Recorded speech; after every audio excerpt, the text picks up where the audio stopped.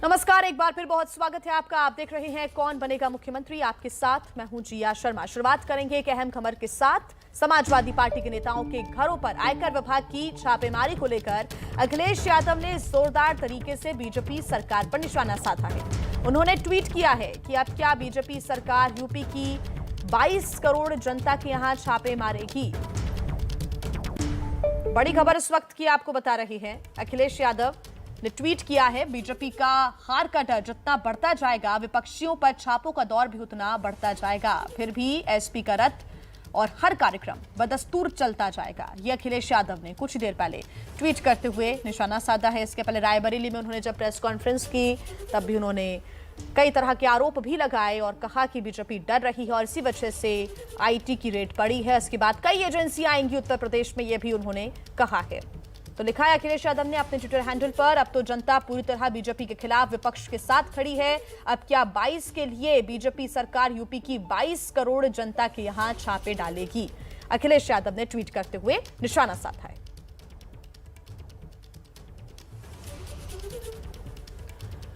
तो आज सुबह से ही छापामार कार्रवाई आयकर विभाग की चल रही है। समाजवादी पार्टी के नेताओं के घर ये छापामार कार्रवाई चल रही है। आइए 4 तस्वीरें आपको हम दिखाते हैं। मैनपुरी, लखनऊ, साथ ही आगरा और मऊ, ये छापेमारी इन जगहों पर अभी भी चल रही है। और खबर यह भी है कि कल देर शाम तक ये कार्रवाई चल सकती है। इसमें कई ऐसे नाम हैं जो अखिलेश यादव के करीबी बताए जाते हैं। देखिए, राजीव राय, मनोज यादव, राहुल भसीन, जैनेंद्र यादव उर्फ नीटू, इनके घर पर अभी भी छापामार कार्रवाई चल रही है। हालांकि इसके बाद जब इसी से जुड़ा हुआ सवाल अखिलेश यादव से पूछा गया तो अखिलेश ने कहा कि अभी तो सिर्फ आयकर विभाग आया है। बीजेपी इतनी डर गई है कि अब और भी एजेंसियां उत्तर प्रदेश में आएंगी। बड़े बड़े नेता तो प्रचार करने आ ही जाएंगे, लेकिन सीबीआई और ईडी भी उत्तर प्रदेश आएगी।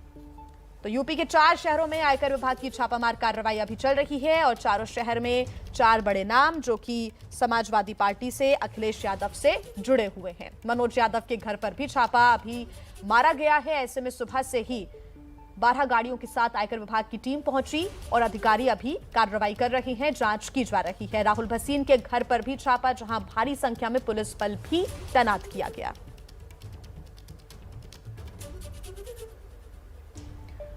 तो रायबरेली में चुनाव प्रचार का आज दूसरा दिन है अखिलेश यादव का, और इसके पहले उन्होंने प्रेस कॉन्फ्रेंस की। आयकर विभाग जो छापामार कार्रवाई उनके करीबियों पर कर रहा है, इससे जुड़ा हुआ जब सवाल पूछा गया तो उन्होंने क्या कहा, आपको सुनाते हैं। हर बार मैंने ये कहा कि उत्तर प्रदेश में जैसे जैसे भारतीय जनता पार्टी की हार और भारतीय जनता पार्टी को हार सताएगी, दिल्ली से बड़े बड़े नेता आएंगे। कोई नेता भारतीय जनता पार्टी का बड़ा बचेगा नहीं जो उत्तर प्रदेश में ना आए।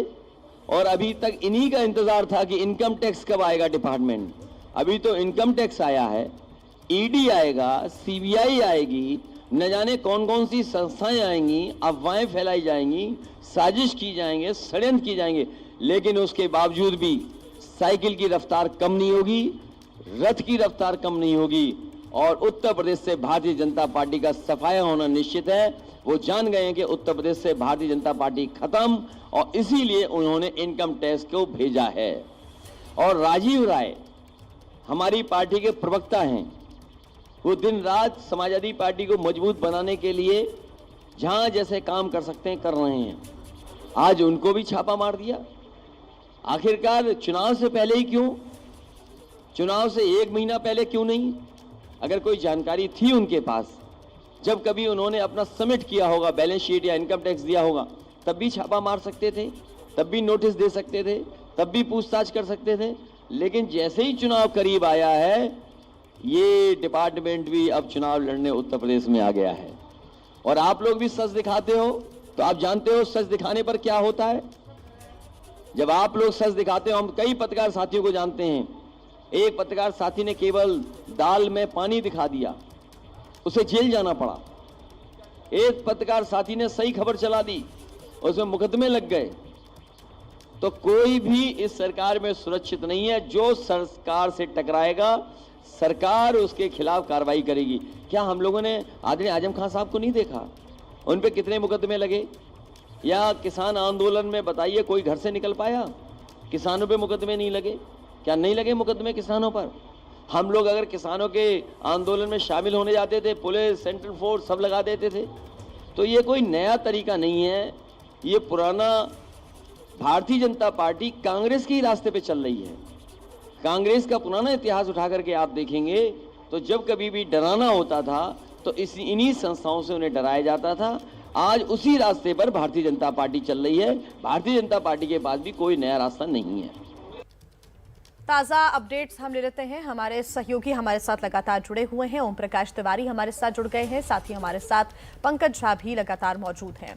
पंकज जी, सबसे पहला सवाल आप ही से, क्योंकि इसके पहले भी आपने बताया कि किस प्रकार एक तीर से कई निशाने लगाए जा रहे हैं। भाजपा को तो घेर ही रहे थे अखिलेश यादव, लेकिन कांग्रेस पर भी उन्होंने निशाना साध ही दिया। जी हाँ, बिल्कुल। और देखिए, रायबरेली वो सोनिया गांधी का गढ़ है जहां अखिलेश यादव अभी रथ यात्रा कर रहे हैं और बगल की अमेठी में राहुल और प्रियंका की जोड़ी भी है। लेकिन सबसे बड़ी चुनौती अभी अखिलेश यादव के सामने ये है कि ये जो इनकम टैक्स की छापेमारी हुई है, जिसमें राजीव राय जैसे पार्टी के नेता के यहाँ तो हुई ही है, लेकिन जैनेन्द्र यादव उर्फ नीटू और राहुल भसीन और मनोज यादव, ये तीन चेहरे और नाम हैं जो अखिलेश यादव के साथ उनका पारिवारिक रिश्ता रहा है, उनका करीबी बहुत रिश्ता रहा है। और ऐसा समझिए आप इसे मोटे तौर पर कि अगर इन तीनों तक इनकम टैक्स पहुंच गई है तो वो अखिलेश यादव तक भी पहुंच गई है। अब अखिलेश यादव के पास ये चुनौती होगी, चूंकि मामला टाइमिंग का, जो अखिलेश ने जो सवाल उठाया वो बात टाइमिंग को ही हो रही है कि चुनाव सर पर है। ऐसे में अगर इस तरीके की जांच एजेंसी जाती है और जांच करती है, अब अखिलेश यादव इससे कैसे बचेंगे?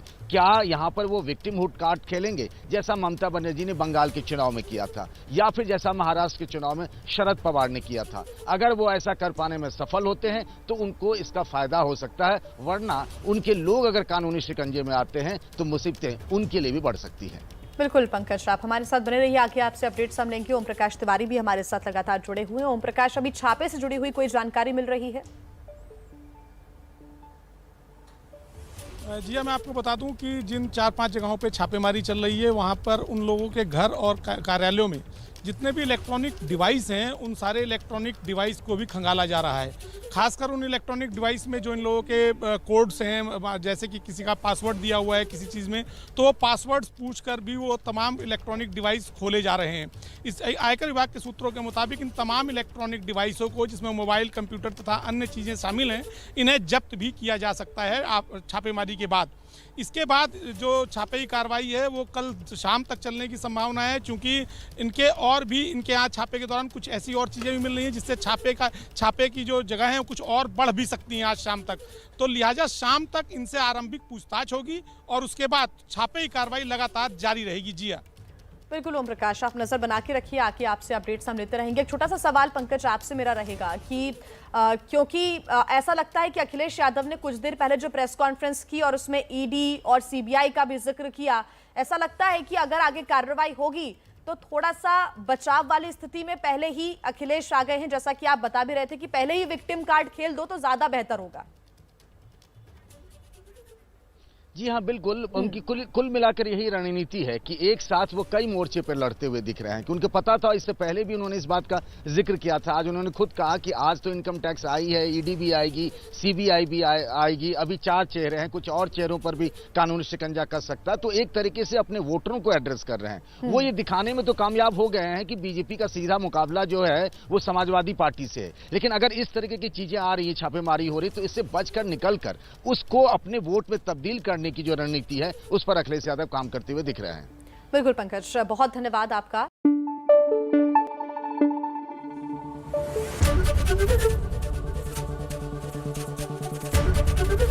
एबीपी न्यूज आपको रखे आगे।